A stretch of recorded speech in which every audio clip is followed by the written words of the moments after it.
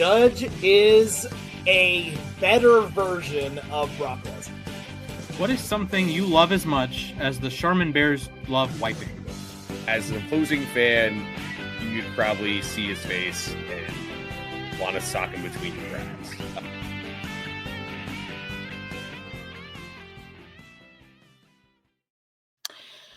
Hello, friends. Welcome back to Losses Above Replacement. I'm your host, Splash, rocking the City Connect today, even though the Braves stink today, unfortunately. Joined, as always, by Mac and Alex. How are we doing, fellas?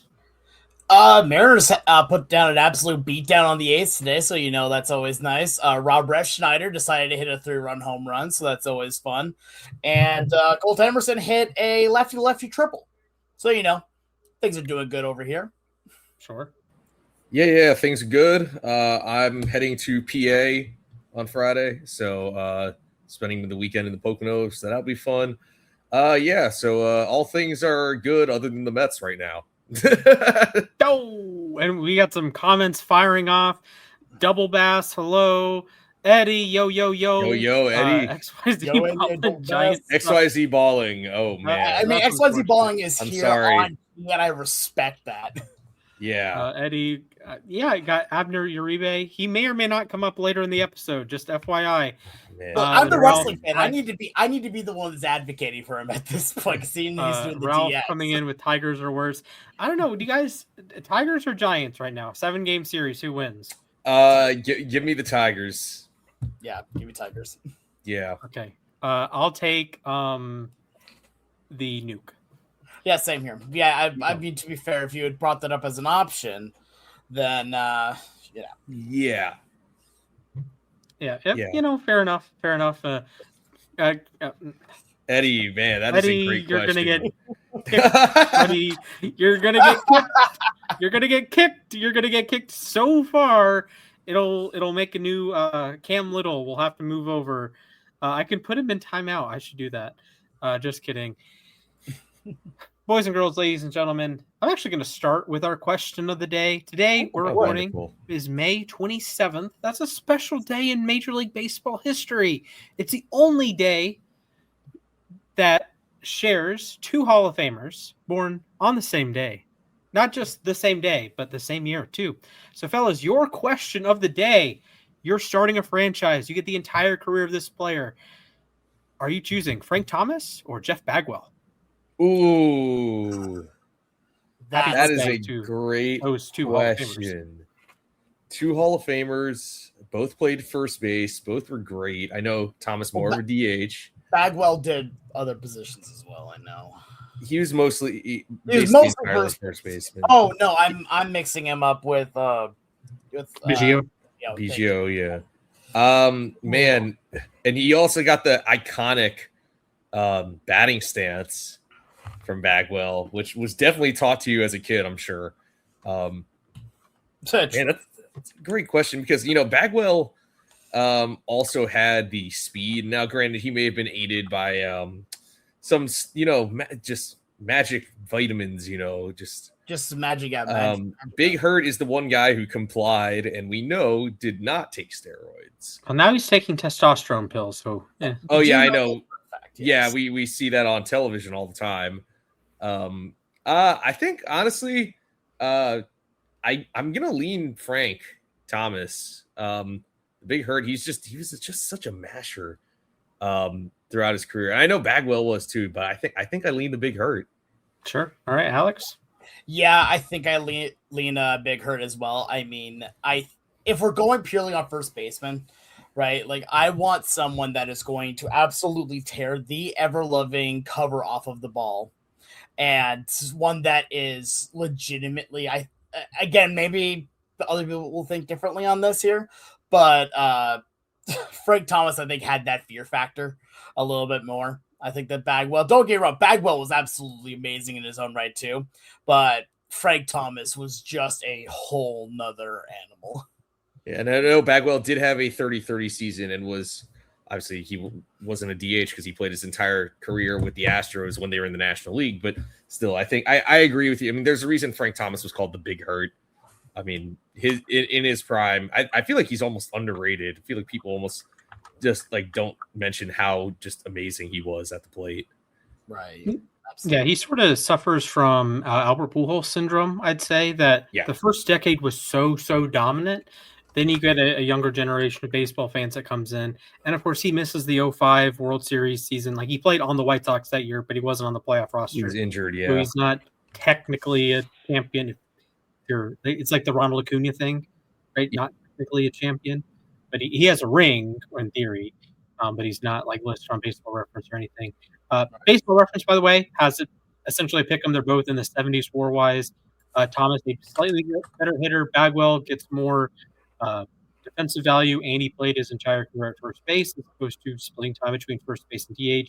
Better base runner, of course. So some nuance there. They're pretty similar in terms of plate appearances. Thomas played longer, but he also missed more time due to injury. And of course, both of them were 1994 MVPs. Bagwell a little aided by the strike because he would have missed the rest of the season, I believe, with the hand injury. Yeah, Matt Williams had a chance to break 60 homers also. That's true as well. So 1994 saved Montreal baseball as well. But maybe that's a question for a future episode. Maybe. But today, fellas, I have a gimmick. I wanted to name it like the Chop game or the Abner Uribe game and emphasize the whole chopping thing. If you are not familiar, please go watch Abner Uribe on Twitter or YouTube. It was brilliant. So I will name 16 players who could be on the move this trade deadline. I know it's a little early, but teams are ebbing and flowing. The Cubs have lost 10 in a row. We'll discuss that later. The Diamondbacks are going hot. The Twins are red hot. Some teams suck. Some teams are really good. I have 16 trade targets. So instead of going one by one and giving a reason why a player might get traded to this team or that team or why he would stay, I am forcing you guys to choose your battles specifically. You are only allowed 3 long form answers. Otherwise, you just got to say the team. So if I say, where is Shohei Ohtani going to play on August 4th? You want to lock in a team, say Dodgers and say lock and go into your explanation. Or you can just say Dodgers and let it go. The other person can answer. There is a scoring method. I don't have the spreadsheet pulled up, but I will update it throughout. So when guys get traded, we will have scores, and there are those levels to the scores. And with locks, they're riskier. You know, if you want to lock in an answer, you get double points. But if you miss, if you miss on a stay, if you say Byron Buxton, he's not on the list. If Byron Buxton, lock it in, he's staying on the Twins, and it gets shipped to the Atlanta Braves, like we all know he needs to be. That's a big negative. That's a big, fat old negative right there. But if you say, I lock in Mike Trout, he's going to Philadelphia, baby, he's also not on the list. Then he's obviously not going to Philly. I sure hope not. They do need a right-handed outfielder, as does every team in Major League Baseball right now. He's not going anywhere. Fellas, shall we begin? Do I need to explain anything else? Do we have any other questions? No, honestly, it feels pretty self-explanatory. Like we just making sure we can give like little explanations on most of them. Like not going to go into high depth, but there's a few that we're going to lock in on. Yeah, you get 3 locks each. Otherwise, just a name. Just a name. You got to show your cojones. You got to. The ball is 1/10 of an inch in the strike zone. You got to chop. You got to chop multiple times and make your manager mad. Okay. If you don't chop, then you get one word. That's it. You get to say you get Cardinals, Blue Jays, Twins, Braves, Yankees, Mets. I don't think the Mets are trading for any of these players. Actually, probably not. There's sorry, very little chance. Padres. So, fellas, we shall begin with the Cuban Missile himself, Aroldis Chapman. Where will Aroldis Chapman be playing baseball on August 4th? Mac, I will begin with you. Dodgers. All right. Alex. Brewers. Okay. Those are some of the answers of all time. I can assure you of that. All right. So Alex says Brewers and Mac goes with the Dodgers. All right. Player number 2. Wait, Splash, are you not going to give yours? Or I said Brewers. Oh, am I gonna give mine? I Yeah. didn't actually think about that. I guess I could. Okay. I mean, Hey, it's up to you. I hadn't thought about that one iota. I can. Let me ponder a moment. Boston. I think he stays in Boston. Okay. That's fair. All right. Player number 2. Orioles left fielder, renowned for being the best Barry Bonds impersonator on the planet right now, besides his stunning lack of power, Taylor Ward. Alex, where will Taylor Ward be on August 4th? Tampa. Going to the Rays. Okay. Mac. Brewers. I will say I did have him on Brewers earlier on my list, but Okay. earlier. Okay. Splash. I'm going to go Braves. Okay. Okay.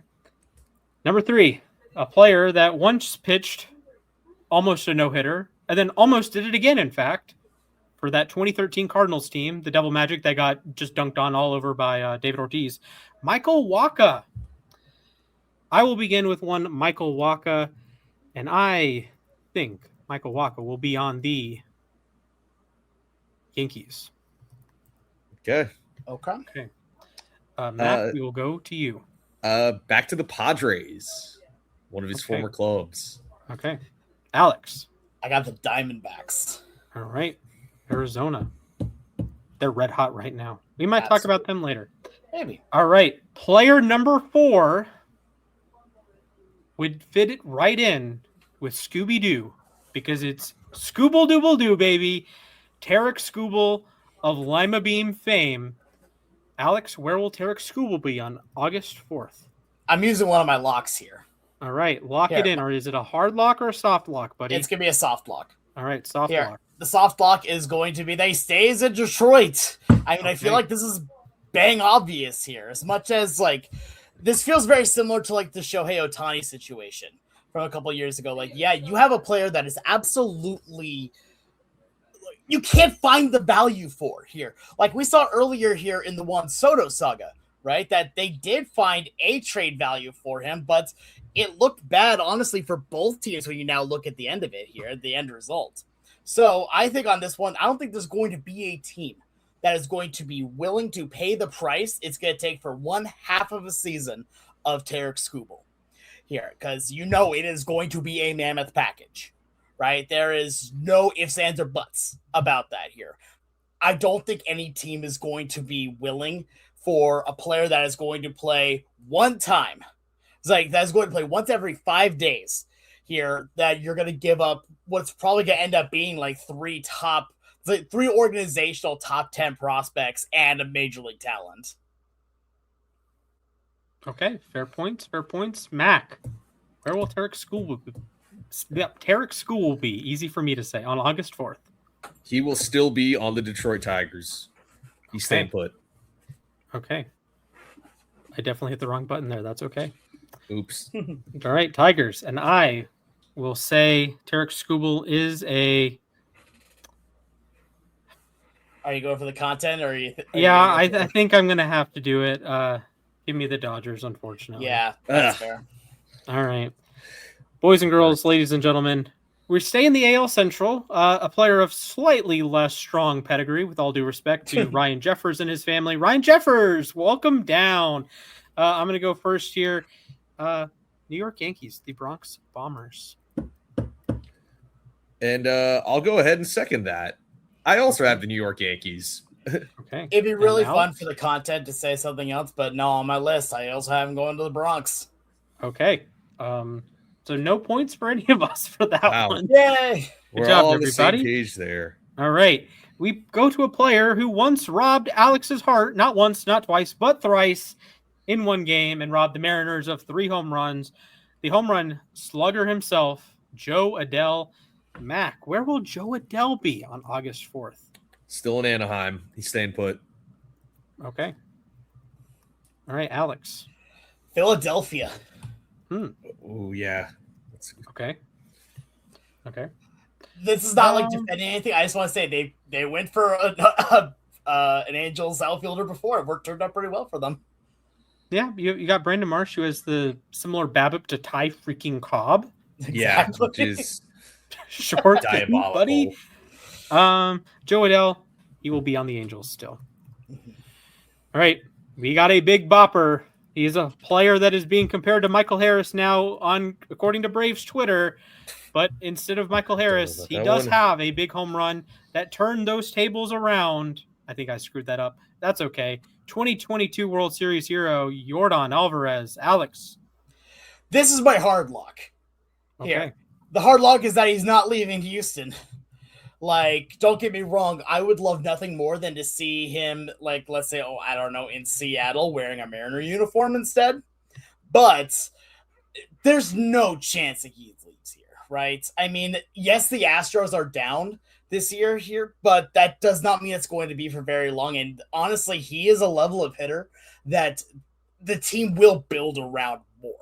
Like, I mean, I think if there's any DH right now in Major League Baseball that you build around, or you would even consider building around, it is one Yordan Alvarez. So yeah, no, he is not leaving Houston. That's my hard lock. Okay, I'm actually going to second you. This is my hard lock in 2 words here. Jim Crane. Jim Crane wants to win. He's not going to trade Yordan Alvarez. That's not going to happen. Maybe you'll trade other pieces around Yordan, Jeremy Pena. We have a certain player who I like a lot coming down further on the list, but you could see some other guys get moved. You're not moving Yordan Alvarez. You're not going to move a guy who, depending on what month it is, he's the best hitter in the world. He's one of 4 guys you can have that claim and not be laughed out of the building with Judge, Ohtani, Soto, and Yordan himself. Like, you're not going to give up on that talent easily unless you're the Washington Nationals trading Juan Soto. Good job, idiots. Mac, where will Yordan Alvarez be? Am I allowed to do a hard lock here too? Yes, you are. Sure. Because, yeah, he's not going anywhere. Okay. The Astros, I mean, the thing is the Astros are slowly coming out of like their early season slump, which obviously they are never going to stay that bad for that long. But even if they were to sell at the deadline, I think this is the one guy they don't sell. It wouldn't make a lot of sense for them. If there's one guy on your team that you are going to keep, this guy, when he's healthy, is like a top 5 hitter in all of baseball. So they're not trading him. Plus, he has like plenty of club control, if I'm not mistaken. So I think they would get a return that is not nearly equal to Yordan Alvarez. So it would be, I wouldn't say it'd be like when the Nats traded Soto, but it's one of those things where they would probably get an underwhelming return. So yeah, I'm going to lock it in that he's not going anywhere. Here's a question for you guys, by the way. Here, just kind of like spur of the moment question. Here, we've now both, like, I think all of us have now used like locks here on both Yordan Alvarez and Tarek Skubal. Tarek Skubal is. Whoa, slow down. You're the only lock on Skubal. Oh, I was the only one on Skubal. Okay, then I'm good. I will, my only locks then on Skubal. But my question I think would still stand. Who do you think would get the bigger package in a return? Right? Like, I wanted it's a tough question. I think. Given that Skubal hasn't returned yet, like, okay, the Nano Needle, we don't podcast enough to talk at length about the Nano Needle. If that was like a 2 times a week or 3 times a week podcast, maybe we have more about the Nano Needle, but the whole Skubal scope thing, I think it'll work, but he's not back from a new surgery. So there's some element of, do we know if he's going to be the exact same? Like, are we 100% sure here? Like, we think he's going to be back to normal. And then also Yordan has a couple extra years of time. So it's a rental versus like a semi-rental, so that'll drive up the price on Yordan. Also position player versus pitcher, that sort of thing. That's kind of what I thought. Yeah, I agree. I think, I understand Tarek Skubal is a top 2 pitcher in Major League Baseball, I would say. But you're getting him to pitch once every 5 days. Even if you make the postseason, you have him for I don't know, 3-4 months, and then he's probably back on the free agent market. Yeah, Alvarez probably gets the larger return. Thank you. I thought the same thing. I just wanted to bring it up here because it does show now at this point that, because I think a lot of people, when they are building a team or building a franchise around, they're going to want to go for a starting pitcher over a designated hitter here, and / sometimes outfielder, though please do not put Yordan in the outfield. It's really painful to watch. But that's kind of what my point on here is, that yes, Skubal is a top 2, top 3 pitcher in Major League Baseball, But are you willing to give that kind of a haul for someone that is, one, going to only pitch every fifth day, two, is coming off of surgery, and three, because coming off surgery, you're not quite sure what you're going to get out of them. Whereas for Jordan, it's a little bit of I would say that's a bit of a safer bet, but also we do know Jordan's injury history too. It comes down very much to who do you trust more, the person that's never going to play the field or the person that's going to play once every fifth day? Fair. Exactly. Fair. Yeah, I think Jordan's like the biggest name, I'd say, of the, well, he and Scuba are kind of like co big names here. And I don't think it's super likely that either get traded. And I think, Alex, you're perfectly reasonable in using your one of your locks on Scuba staying in Detroit, but they're big names, and you never know. Like, we didn't think Mason Miller was going to be traded last year, and the Padres parted ways with the number 3 at the time, and number 1, depending on the list now, Leo DeVry. They just parted ways with him to get Mason Miller. So who knows if a team wants to go do that. So we're going to move to Queens with Freddie Peralta, and I'm actually going to take the stage here. This is a soft lock for me. The first time we're doing a soft lock for a player leaving a club. Freddie Peralta, get ready to learn Craig Counsell again, buddy. The Chicago Cubs.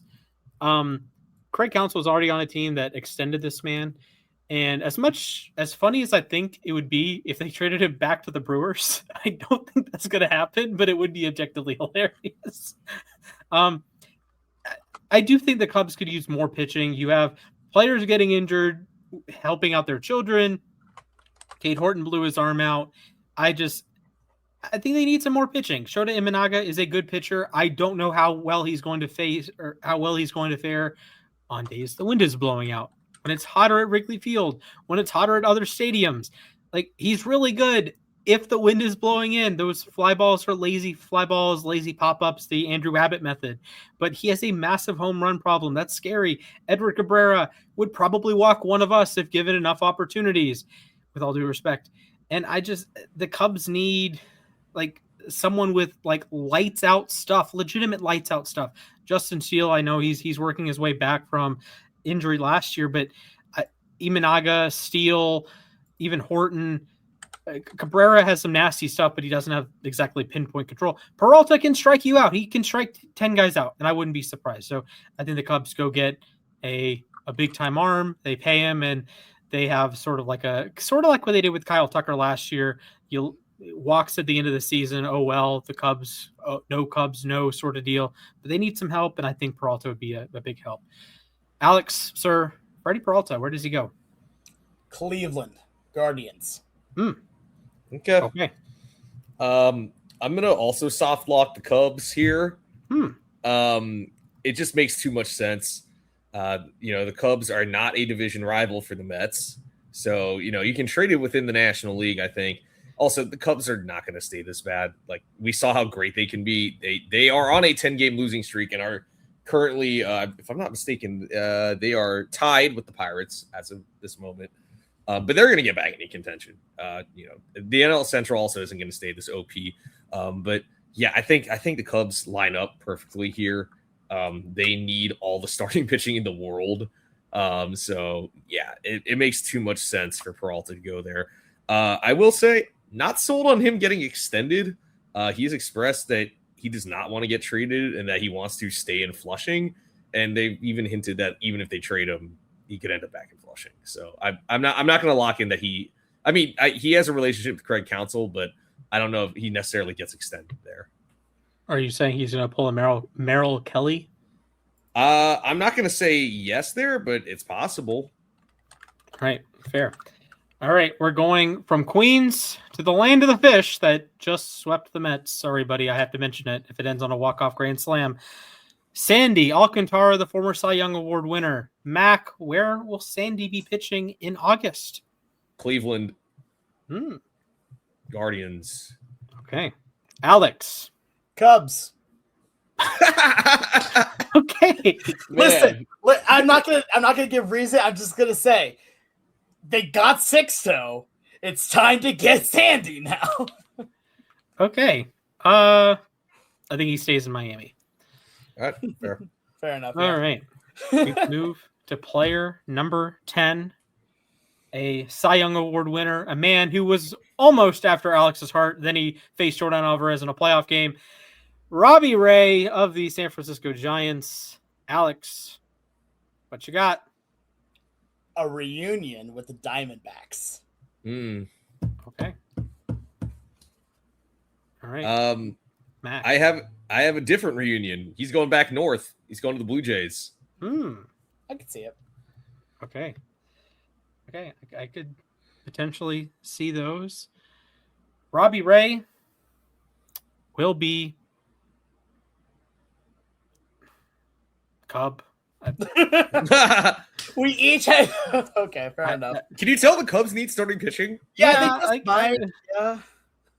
Okay. Now, player number 11, a player once after Mac's own heart and after the heart of a lot of people in the Bronx, but not actually after the fine folks in Sacramento. Luis Severino.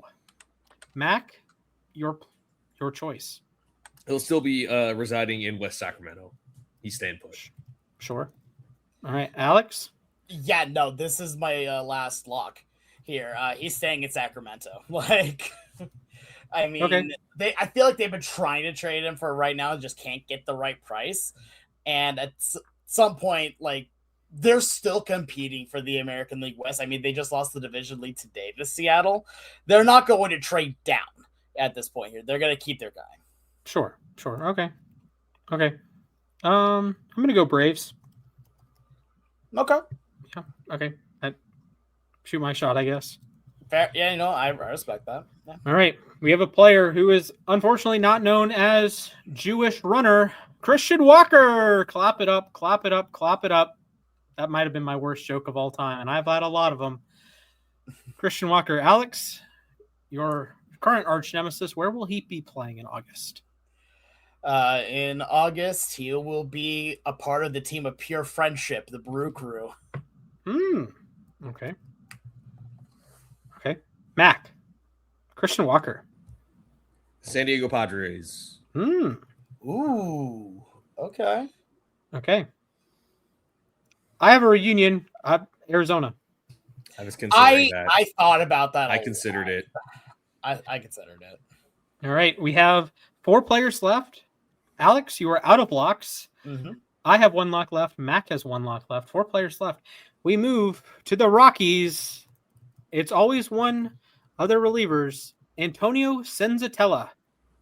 I will go first here. Braves. For the 3rd year in a row. I'll go here again next. Braves. All right, I'm going to a different National League East team. He's going to the Phillies. Okay. All right. Glad we're sort of on the same wavelength there. Real quick for you here, Splash, right? Like, talking about, you said that he's starting pitcher and also a reliever as well. He's only started games this year, from what I checked on his baseball record. Nah, he's opposite. He's only a reliever. He's only relieved games, excuse me. Yeah. He's been nasty as a reliever this year. He's not going back, I don't think. Yeah, no. All right, fair enough. It's sort of a bit, to be honest. I mean, Severino has the Hefner connection, and Senzatella has the because the Braves traded for Pierce Johnson 3 years ago now, and then they traded for Tyler Kinley last year. So another Rockies to Brave reliever. And also Walt Weiss, their manager, used to be Rocky. I don't think he managed Senzatella because it was Bud Black, but no. Okay, so Splash, real quick for the bits of this here, so then we have more points to be going around here. Can I change my answer then? Keeping it? Yeah. All right, cool. Yeah, no problem. Yeah, if he keeps as a reliever, Seattle. Okay. Leaf help. Sure thing. All right. We have a man who tries to be Yu Darvish, even once threw for the Padres, Seth Lugo. Mac, he was on your Mets once time before. Where will Seth Lugo be pitching? Big Seth Lugo fan. He's going to the Diamondbacks. Okay. You said it just a moment ago, Splash. Padres, going back. Okay. We got another reunion. All right. Seth Lugo will be a... do I say Cubs again for the bit? You can. You absolutely can. I'm pretty sure that's actually a pretty safe bet. And it would be 0 points if I miss it. I'm going to go. We'll go Brewers. Okay. Brewers. He is kind of Brewers coded. I get it. All right. I definitely thought about it. Yeah. All right. A man after the heart of Jeff Fry, and Jeff Fry only, I think. And not Gaetti. Defensive wizards nowadays, the heir apparent to the Ron Washington School of learning how to play the infield, Luis Ariz. Where will he end up? Alex, we'll go to you. The Rays. Okay. I have an explanation for it, but we're not going to get into that. That's right. the part of the set. Mac, we'll go with you. I also have the Rays. Yeah! Let's go! Okay. That was what I felt like legit was going to be controversial. The fact that you have there with me, I love it. Let's go. Oh, that's okay. I respect it. I'm actually going to lock this one in. This is a soft lock. I think he stays with the Giants. He's like the one bright spot on the team. Every other player on the team is down to the dumps. Chapman is yelling at Casey Schmidt. They all suck. Adames sucks. Ramos sucks. Like the pitching staff is either hurt or sucks.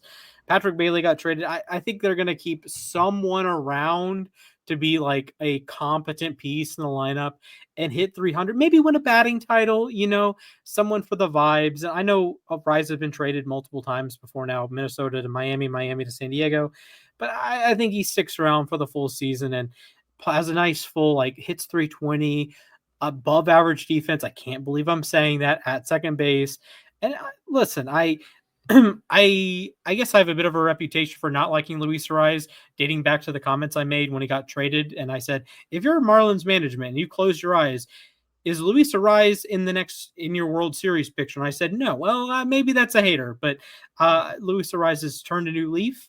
And I like what he does for San Francisco. And I think San Francisco needs some stability with the whole Tony V situation and Chapman and the whole, the crotch stuff in the outfield. They need like a solid guy who's going to hit 300 for them. So, by the way, the whole Hingle McCringleberry thing going on. The McCringleberry celebration is wild, man. I love that so much. Yeah. So I would like to thank the Giants for that one. Allowed to throw a first pitch at some point. They'd be up for it. Yeah. All right, and our final player, who is unbelievably still on the Red Sox, who the Red Sox are putting BTA against my beloved Barves today, unfortunately. Jarren Duran. Mac, end us out here. Where will Jarren Duran be applying his trade? So I'm going to soft lock this, and I am sorry to my friends in Pittsburgh. He's going to the Pirates. This just screams Ben Cherington right here. This team, whenever they try to buy, ends up, doing these awkward, buy low situations where, we've seen it, a couple years ago when they were like, all right, yeah, we're going to go for it. Instead of trading for Jazz Chisholm, they traded for Brian De La Cruz.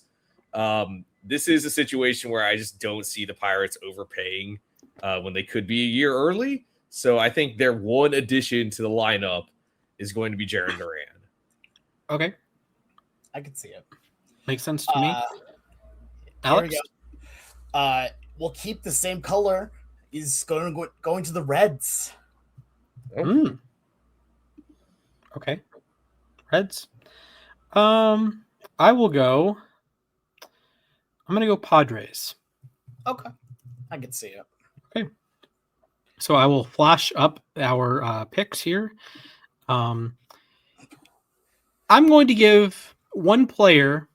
You didn't lock him in necessarily. One player you're allowed to talk about if you would like to. If you don't want to, you don't have to. But one player. This is a freebie.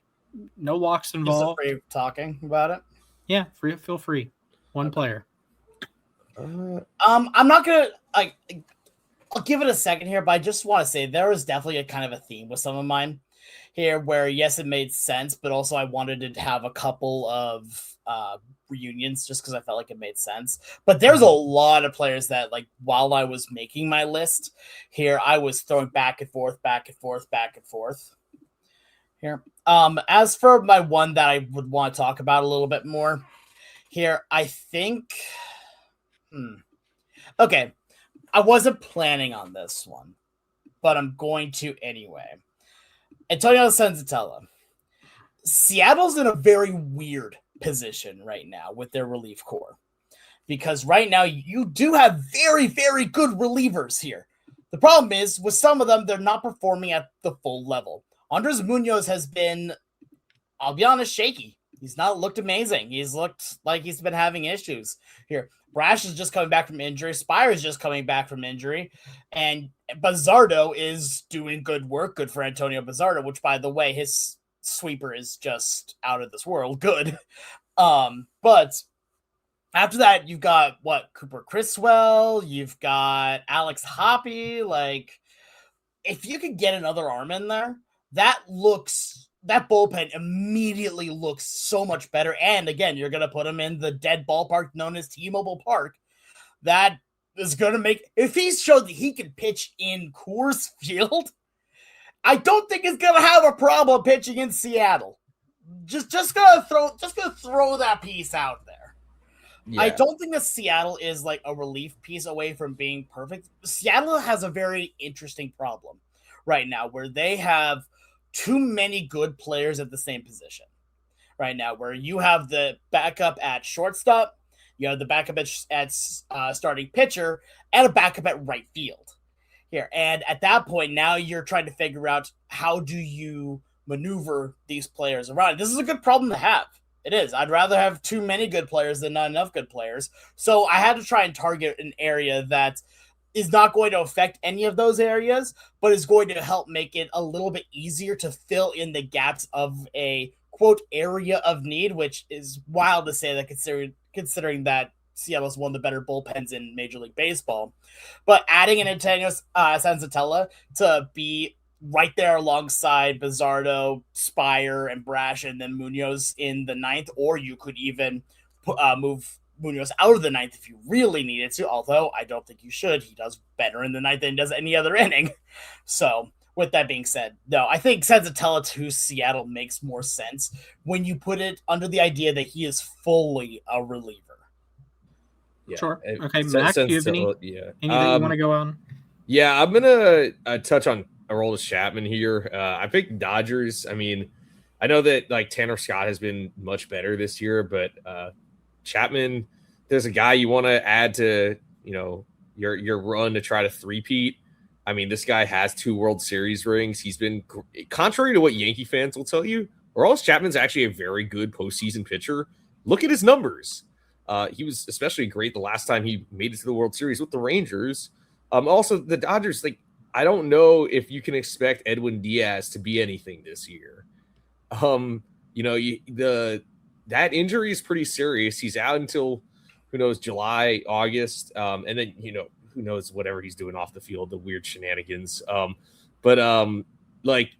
think at this point it makes too much sense for Chapman to go there. I know Scott is also a lefty, but like the Dodgers, it feels like every year their sort of weakness is the bullpen. I think if you get Aroldis Chapman, it's not really a weakness anymore. So yeah, sure. And some people in Braves country have floated around Chapman. They floated around lefty relievers. I think that's fair because you sent Aaron Bummer to the shadow realm, and you have Dylan Lee, and Dylan Lee is excellent. But do you want another arm? That'd be nice. You have 2 high leverage righties, 2 high leverage lefties, and then your whatever starters don't pan out or aren't in your rotation come October, whether that's Fuentes, Lopez if he figures it out, Waldrop in theory. Waldrop with the fastball splitter combo in like a one inning burst. Ooh, maybe that would be good. Grant Holmes, maybe, who knows? But I guess the guy I do want to touch on. I don't know if Sandy gets traded. The Marlins have had so much time to trade him. They could have chosen like any time in the last few seasons, and they just have stuck it out and stuck it out and stuck it out and stuck it out. And he has a team option for next year. So if you still want to trade him, you could trade him next season. And he hasn't been particularly good this season. Like, he leads the majors in innings as of entering play today. So that's good, but he has a 4.66 ERA. That's well below average. He's a 4.28 FIP. That's same as last year. That's bad. A 1.3 WHIP. That's not very good. So I don't know if you're the Marlins, are you going to trade a franchise icon for pennies on the dollar? And maybe you just hope that he has a nice month of form or something, because it's not like he's been totally cooked since he won the Cy Young. He's had some moments, but the last 2 years it's just been really brutal to try to trade him. So I think he ends up staying. I know that's kind of a soft way to go here, but I don't know. I just think some guys end up, you kind of miss your window to trade them. Yeah, it's I think their opportunity was probably I don't even know when their opportunity would have been. That's the thing. I guess it would have been after 2022, after he won the Cy Young. That would, because he hasn't really been the same since that year. And obviously he pitched through the UCL injury. I'm assuming most of 2023, and then he missed all of 2024. Wasn't really that good in 2025. So at this point, this might be their best shot. But yeah, I think really their best chance was 2022. I know, the whole sell high gimmick doesn't always work, but his value was never going to get any higher. I think, honestly, a lot of the argument that we're using here for Alcantara also goes into the argument for Severino here, because I feel like if you were going to trade him, it was going to happen before this season. It was going to happen during the offseason at some points here. But now that the A's are in the race here, it means that they're probably not going to be looking to downgrade a pitcher here for it. And then when it comes to Alcantara, yeah, right. Honestly, the reason why I had him move here is that I think that he's going to be one of the overpays of the trade deadline, just because it's going to be the Cubs are watching these other teams get pitchers, and they're like, okay, we've got to get someone. Sure. Yeah, that's what I mean is I think some team is going to bite on, he was a Cy Young Award winner and he's still like an effective starting pitcher. He's not great. He's an innings eater, though. That was the whole concept, Foolish Baseball came up with, the Chad innings eater. At this point, it's weird to say that about a guy who used to be a Cy Young contender, has the hardware, but at this point, it's kind of what he is. I mean, even when he was at his peak, his value was less like pure dominance and more, I'm going to eat 8 innings for breakfast today. Exactly, yeah. 6 complete games when no other team had that many. Yeah, he's really impressive, and I feel like he would fit right in Philly.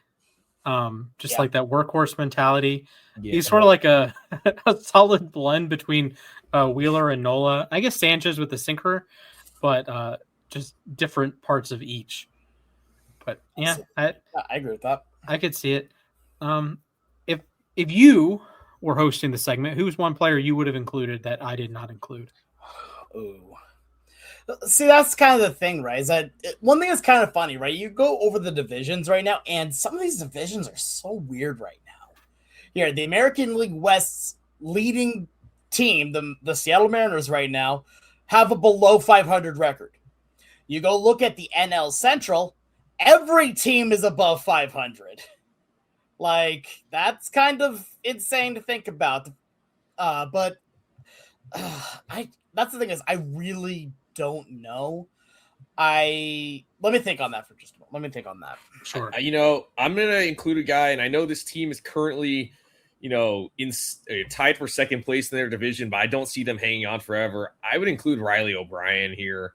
I really, and you've seen it already. The Cardinals have lost 4 in a row in 7 of 10.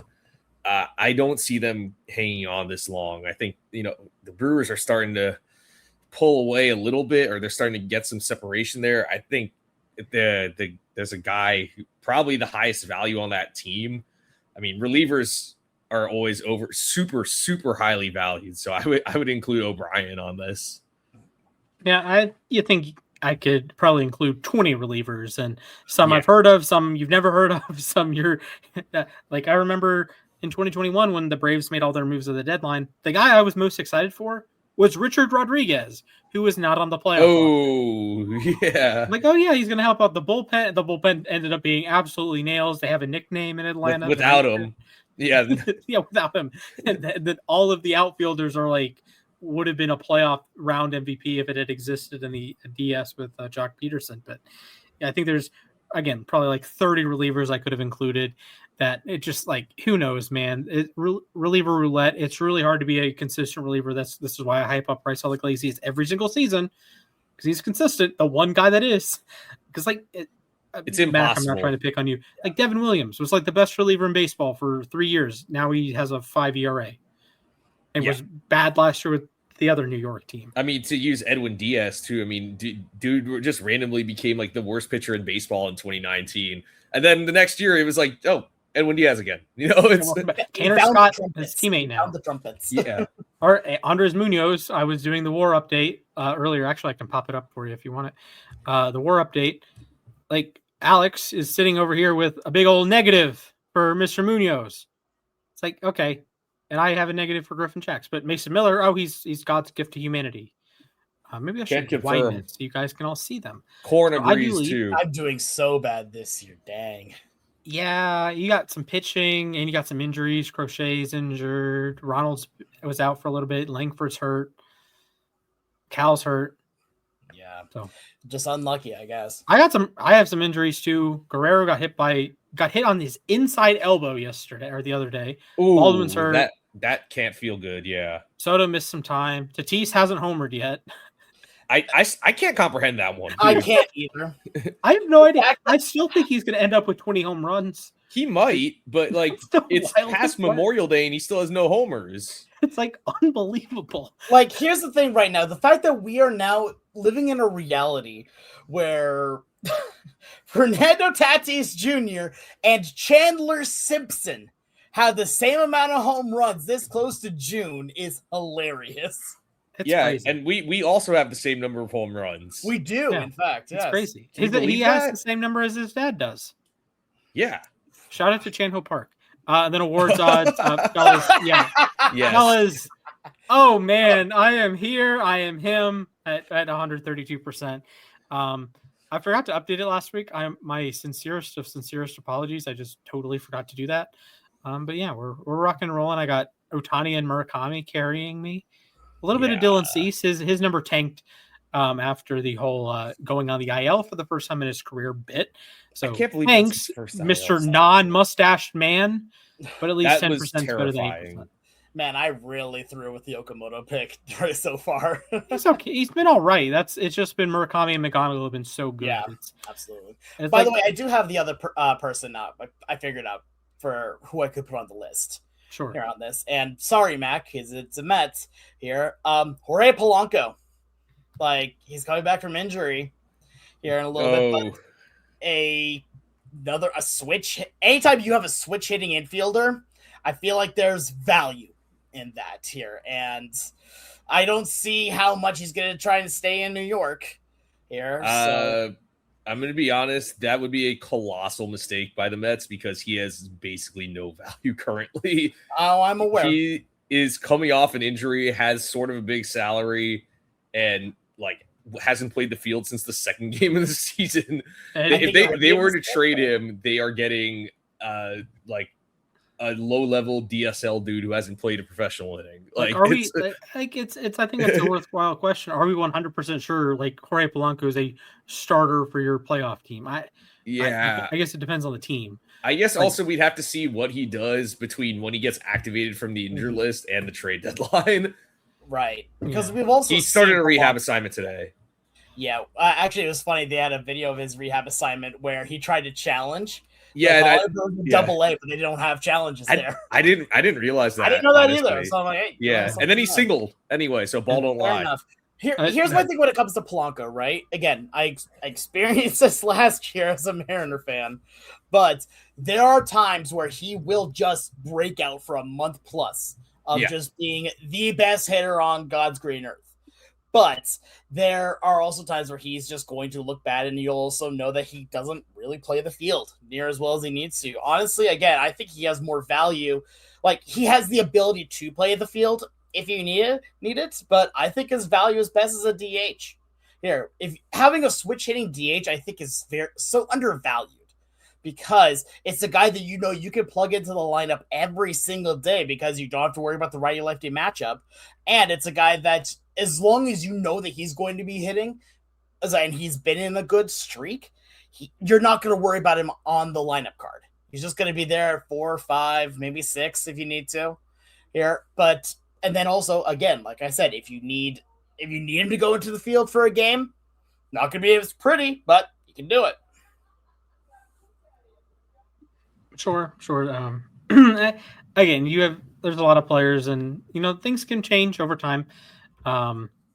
There's guys that maybe like if the Cubs figure it out, if Matthew Boyd returns, Shota pitches better, who knows? They might not need as much pitching, or if a player like Gage Jump, who made his debut yesterday, if he's really good, maybe the A's are okay with parting ways with Severino, or maybe they want to bring in more pitching and bolster the staff. Who knows? So a lot of things can go their separate ways. We have some quick hitter topics, fellas. 3 words only.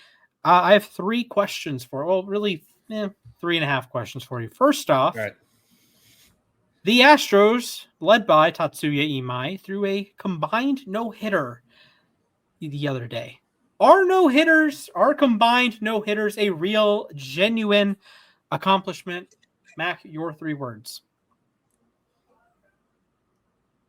3 words are tough. Gonna give 3 simple words. Yes, they are.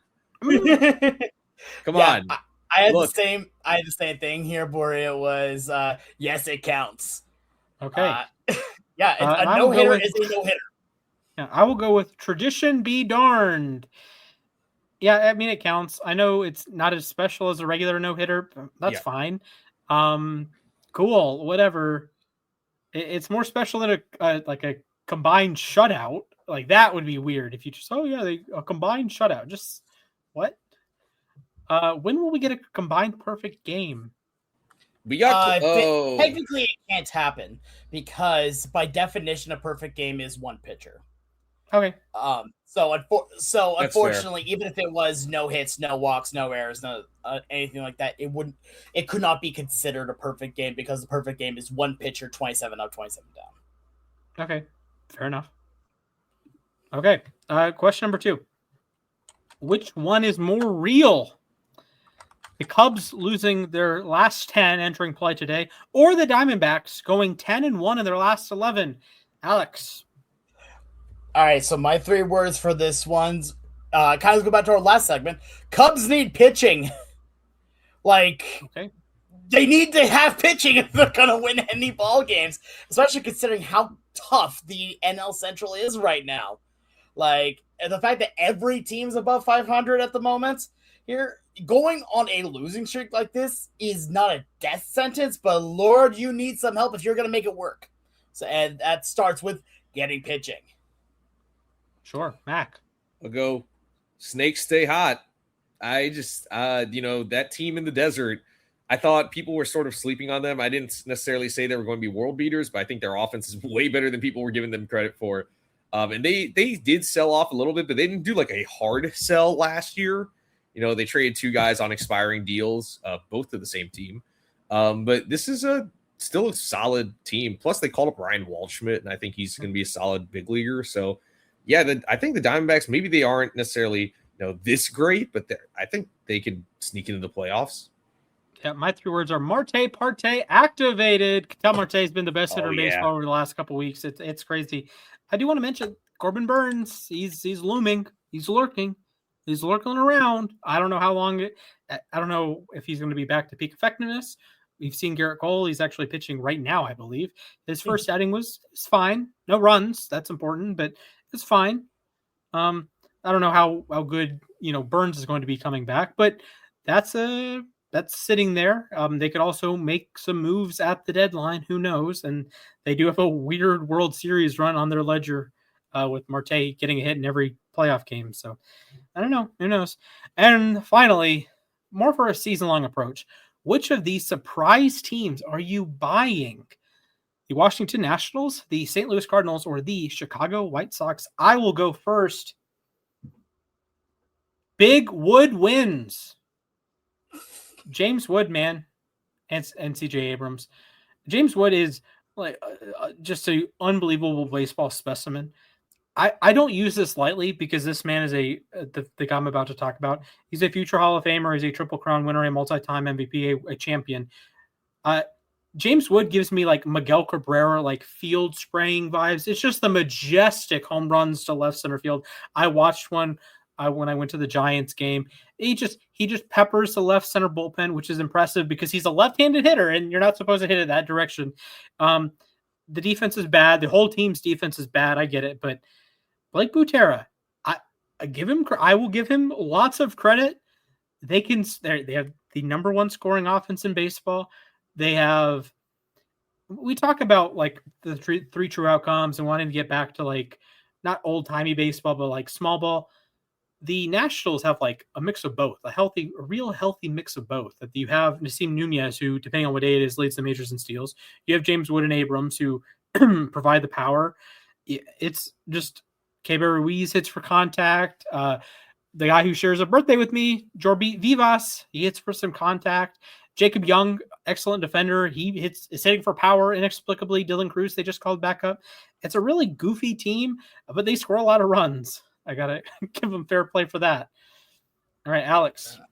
All right. My three words are Nishida, Murakami, Naisu.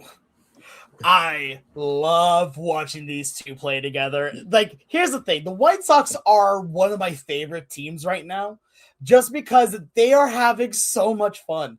They are just playing the game of baseball. They know that the expectations are not high. They're just going at it and having a heck of a time while doing it. And you know what? They're winning ball games. If we learned anything from Team Venezuela in the WBC, is that vibes win championships. Here, if you have the good vibes along with you, you are going to play well. And right now, the vibes, especially after the throws that Ishida has been making here, where he's been getting the Ichiro comparisons to, although he has very openly said he does not want those comparisons because he does not feel he is worthy of those, which, by the way, just makes him even better in my book because he's a humble man, and we love that here. But, no, I really like what I'm seeing from the White Sox here. Murakami is just bashing all the haters right now coming into this season. I love this kid. I love what this team is doing. I think there's a very realistic shot that they go for it here, and they could even make a move at the deadline. I'm not saying that they're going to, win the World Series or anything, but I would not be surprised, especially if this train keeps going, that they could maybe compete for the division. Yeah, my three words are Pope Leo's Sox. Yeah, man, those White Sox, they're fun to watch, man. I mean, they got the youth movement with Murakami and Montgomery. Miguel Vargas, I guess, is sort of part of the youth movement. Sam Antonacci, and please keep the youth movement going. Please just make Grant Taylor the closer. He's awesome. They're fun to watch, really. Davis Martin, is Davis Martin this good? Probably not, but even if he regresses a little bit, he's awesome. So yeah, the White Sox, the AL is weak. I think if there's a chance for the White Sox right here it is. This is their shot. This is their moment. Absolutely. You only have one shot. Do not miss your chance to go. Opportunity comes once in a lifetime. Yo. All right. Speaking of once in a lifetime, we have trivia. Woo, yeah. Woo. Unfortunately, no bid McPhee today. We're doing a different gimmick. It is a fun gimmick. I hope it's fun for everyone involved. Fellas, there are some Major League Baseball players who, when you go on Wikipedia, they're not the first one that pops up. Oh, this is going to be great. I'm scared, so sometimes you'll search for a player, and it's not the baseball player. Sometimes it's a comedian or a celebrity or what have you. So I have picked out a few players who are famous, but are they the most famous? I'm going to read a line from a player's or celebrity's Wikipedia page, and you have to tell me, is that baseball player or the celebrity? I actually have kind of a funny thing on the same kind of line here. Those of you guys know my name is Alex Clark. There's another comedian by the name of Alex Clark. And very funny, by the way. I've listened to his stuff. He's solid. But yeah, so if I Google my name, there's no chance that I'm coming up anywhere near the top. Fair. All right. I have quite the opposite experience. Ladies and gentlemen, Alex, please pick a number between 1 and 100. 24. All right. Mac. 42. It'll be nice. 59. Would you like to go first or second, buddy? I'll go first. All right. He will go first. All right. The name is Kenny Rogers. Oh. This line is from, is it the baseball player or the singer? Rogers was born in Savannah, Georgia, and grew up on a 15-acre farm in Dover, Florida. So where's Kenny Rogers from? Which Kenny Rogers is from? This Georgia. is Moved to Florida.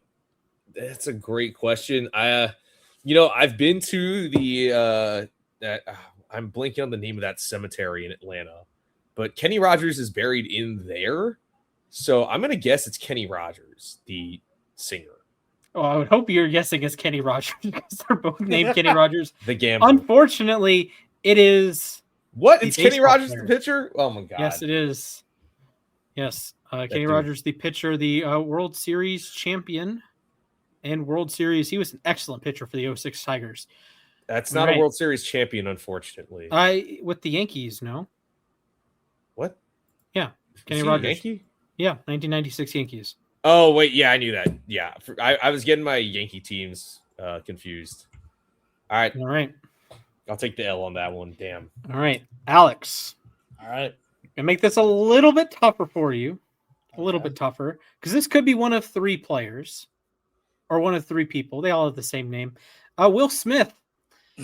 You must delineate if this is Will Smith, the catcher, Will Smith, the World Series champion pitcher, or Will Smith, the slapper. So what you're trying to tell me is I have a 2 or 3 chance that it's player. I guess. It's not Will Smith, the actor. I'll put it that way. Okay, so I have to say between Dodger, between the catcher and the pitcher. Dodger or Catcher, journeyman pitcher. lefty. Yes. All right. Okay. Smith attended Northgate High School in my hometown of Noonan, Georgia. Okay, that's going to be pitcher. That is correct. Yeah. Yeah! I had a feeling that was the answer there. All right. Mac,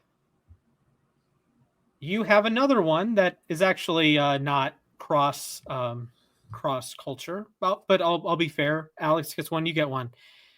You must delineate between Ken Griffey Sr. and Ken Griffey Jr. Oh, man. Okay. His contemporaries in his hometown of Donora, Pennsylvania, did not think he would become a baseball star. They considered his best sport to be football, where he was a star wide receiver. I'm gonna go with Junior here. That would be incorrect. Man, unfortunately, what? That is about Senior. Senior? Griffey himself considered football to be his best sport, followed by basketball and track, then only baseball. Basically like a new age Jackie Robinson, I guess. That baseball was his worst of his big four sports. So there you go. Alex, you can take a commanding lead here. 2-0. If I can pull up the right Wikipedia page. Is it I'm looking for the right one to make sure I get the right one. That's not his name. There we go. All right. It's a little bit different. This is Michael Scott, the Office character, versus Mike Scott, the Astros pitcher, and a older relative of Mac, probably his paralysis demon, someone in his nightmares. All right.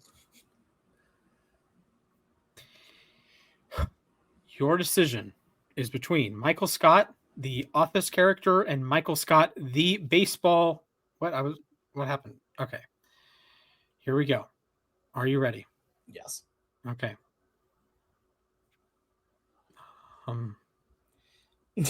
Having trouble loading. Okay, yeah, this is not okay. I was expecting this to be a little bit more helpful. Thanks, Wikipedia. It be like that sometimes, man. I might scrap that one because there's nothing that could be interchangeable. All right, we are going to go a different angle here. Mike Stanton, the left-handed pitcher, versus the player formerly known as Mike Stanton. That would be Giancarlo Stanton. So I just pick between Mike and Giancarlo. Yes, Okay. basically. All right. Stanton, where he played baseball, basketball, and football, but did not pitch in high school. I'm going to go Mike. Okay, Mike. Which I'm assuming the pitcher Mike in this case. Yes, the pitcher Mike. Okay, that is correct. Mike Stanton, the left-handed pitcher, did not pitch in high school, but he does host a podcast now. Fair enough. Hey, something in common. Yeah, absolutely. All right. That's 3-0. Or 3-0, yes? Or 2-0. 2-0. 2-0. All right. You are being cooked, unfortunately. Any what's the word I'm looking for? Motivation. Do you need motivation? Do we need to sing more Eminem? Nah, I think I got this. Okay. I'm Slim Shady. You sound the real Shady. Yeah, exactly. Is it just imitate? Real Slim Shady. Sure thing. I can't go through too many more lyrics before we get demonetized. Okay. Your player is named John Kennedy. John Kennedy. Is it? What? Yeah. Is it John Kennedy, the president of the United States, or John Kennedy, he actually played at the same time Kennedy was in office briefly. He played for the Washington Senators. So while one was a senator, one was the president of the United States. Great. That's all right. That's brilliant. I love that. John Kennedy. He was born in Chicago, Illinois, and attended Harper High School. I have no clue. Wait, this I think has to be the reliever because I don't believe John F. Kennedy is from Chicago. Okay, to be clear, it was an infielder. I don't know if I clarified that, but yes, John Kennedy. It is the third baseman. Or pretty sure JFK is from Massachusetts. Page. That's what I thought too. Yeah, his Wikipedia page says. There's also a shortstop, but this guy is the third baseman version. All right, Alex, this is for the win. If you don't get this right, I will let Mac have an opportunity to break it back for you. All right, this is one of my favorite bands in the world, Coldplay. The lead artist is Chris Martin, and it's also the same name as Chris Martin, the reliever, formerly of he might still be on the Boston Red Sox. All right, the line is Martin lived with his family in. Before you say what it is, my aunt is a huge loves Coldplay, so if I do not get this right, I am going to be in trouble. Yeah. Okay. I'm also a big Coldplay fan, so we'll see what happens here. Shout out to Clocks. All right. Martin lived with his family in Zimbabwe when he was 10 years old. Shout out to Nate Landman, by the way. That is going to be the member of the band, Coldplay. That is the winner. Let's go! Wow. All right. Congratulations. Good job, Alex. All right. Wow. I had a feeling, I mean, you never know. Sometimes these, Alex Wilson, the relief pitcher, was born in Saudi Arabia. Like you never know there. Just like Brendan Donovan was born in Germany. Yeah, Dave. Yeah. Or the Young-Hoo Lee was born in Japan, not Korea. Yeah, exactly. Dave Roberts born in Okinawa. Yeah, there you go. Fair enough, yeah. All right, congratulations, Alex. Yeah. You get to host next week's trivia. Yeah, you get to host next week. Yeah, we get more silly trivia coming your guys' way. Oh, boy. All right, and with that, we bring it to our moment to ourselves. Would anyone like to go first this week? Okay, I can go first. I'll talk about it. Sounds good. Yep. All right, I'll count you down. Your time begins at 3, 2, 1, begin. I'm not going to actually talk about the Cavs. They were so bad, it's not worth talking about. Kenny Atkinson, you're a clown. That's it. Honestly, fair. I thought you were gonna dress like James Harden or something, but no. The clown is Kenny Atkinson. That's fair. Expected score. It's 85 tonight. Unhinged. Screw off, man. Just listen. Actually, okay. I am a proponent of analytics. I like analytics in baseball. I like analytics in football. I like analytics in basketball. Kinda. I don't like basketball that much anymore. Shh. I like analytics as a concept. I like getting an edge. I like working on the margins. But when you are in the playoffs, each game matters. You can do the expected score gimmick in the regular season and win 50 games or 64 games last year. Fine. Like the Braves, they're getting mollywopped right now by the Red Sox.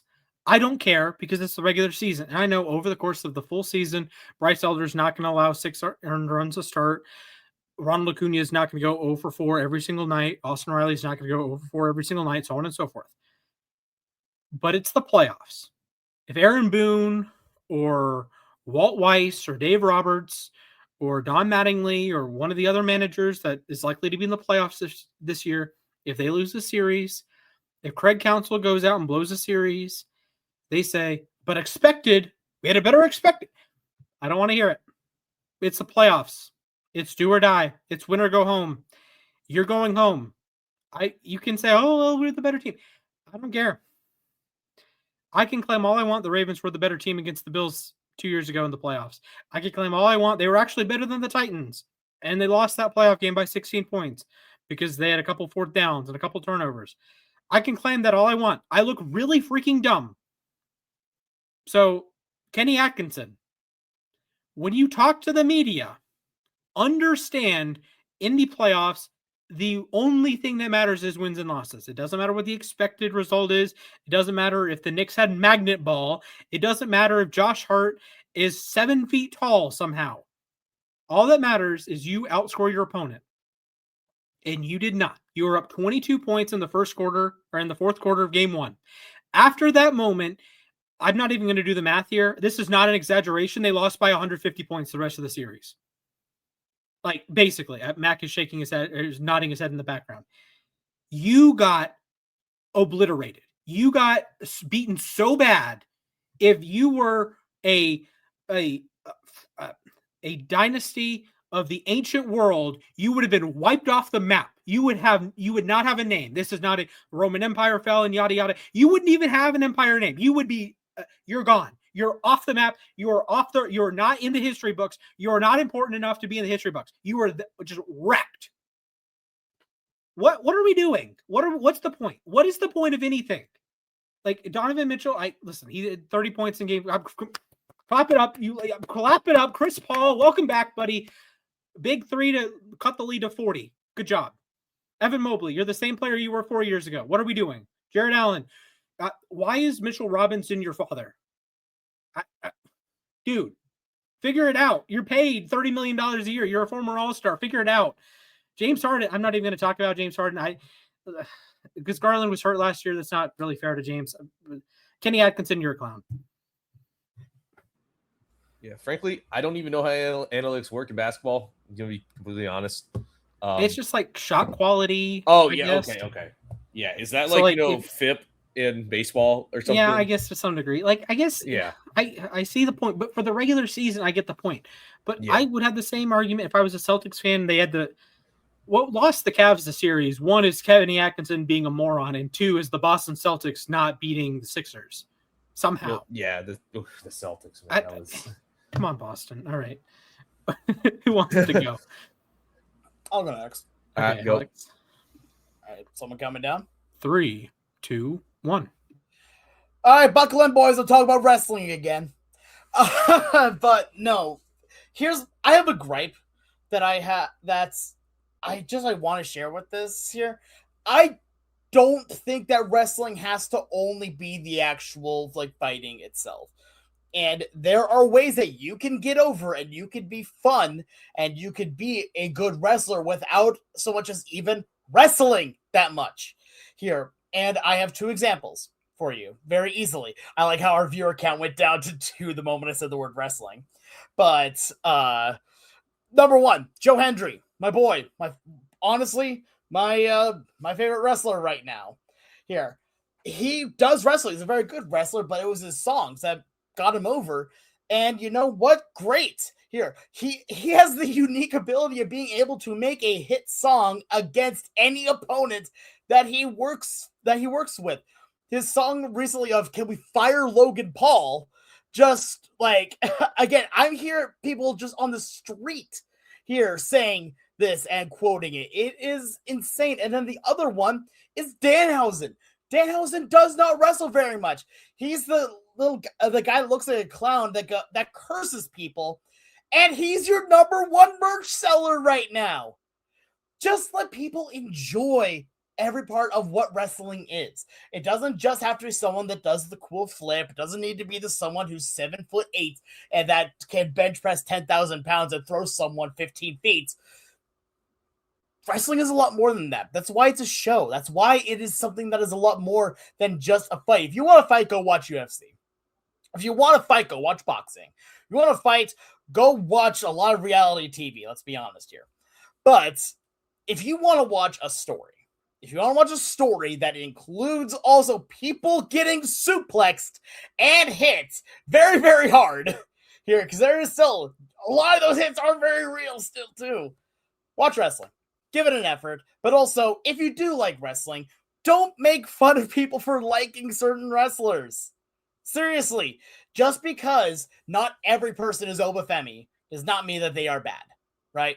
Joe Hendry can be, 6 foot, whatever, 200 pounds here and come up with a guitar every time and will be just as much of a draw as someone who is, a big muscle guy here. I mean, let's take a look at some of the other big muscle people that are not drawing at all, like, let's say, Shelton Benjamin or a lot of the people in the what used to be the Hurt Syndicate here. Didn't get over near as much. No disrespect to them. They are amazing wrestlers, but you get my point here. Just let people have fun. If you enjoy wrestling, enjoy it. I do not enjoy Danhausen. Oh, man. Oh, man. Danhausen. He is okay. To be clear, he is a Detroit sports fan, right? He is a Detroit. Oh, then yeah, it makes sense. Okay, because I do like the Red Wings, and he didn't uncurse the Red Wings or something. So I didn't like him from that the point Mets either, man. And he's like, I'm gonna curse the Cavs, buddy. The Cavs don't need cursing. They have been totally and entirely irrelevant outside of LeBron James. If anything, if there's anything you've learned in the last since LeBron left the Cavs in 2018. If you want to strengthen LeBron's GOAT case, it's not the title in the Lakers. It's not the assist title. It's not the scoring record. It's how inept the Cavs are. He took the Cavs out of the mud, and honestly, you could say this for MJ and the Bulls. So that's an entirely valid point because they've done nothing outside of MJ. If you are arguing LeBron is the GOAT, you can say, look at the Cavs without LeBron James. They get the number one pick three times in 4 years when he leaves. Now, one of those was Upper's pick. And then after he leaves the second time, they are hilarious playoff chokers. They are inventing ways to lose. They were up 22 against the Knicks, lost that game. They had multiple Pacers losses that are historic. They had the Raptors loss that was historic. They're just like gag artists. Well, so what you're trying to tell me is that the only way that LeBron James can reach the GOAT status is if he overcomes a curse by Danhausen. Maybe he could come back. Might be, but I guess. This is also my Messi argument why he's not the GOAT because he didn't win for my team. Maybe he should win for my team. PSG, go PSG. They play on Saturday. All right, Mac, your turn, buddy. All right, yeah. All right, 3, 2, 1. I went to a pretty awesome concert on Sunday at City Winery. So my dad discovered this band on YouTube. Probably when I was in high school, called Leonid and Friends. They're a group of guys from Russia and Ukraine who do covers of Chicago, Earth, Wind, and Fire, and Steely Dan. Oh, and Blood, Sweat, and Tears. And we finally got a chance to go see them perform. My dad's wanted to see them for a while, and we happened to strike gold last month and noticed they were playing a show at City Winery. They'd actually added a second show because of how popular they were. And also, I did not realize how popular these guys are. They are on this U.S. tour right now, and there were people sitting next to us who were trying to see them on Long Island, couldn't get tickets to the show on Long Island, so they came here. But then there were people who are from North Carolina. They were trying to see them in Charlotte.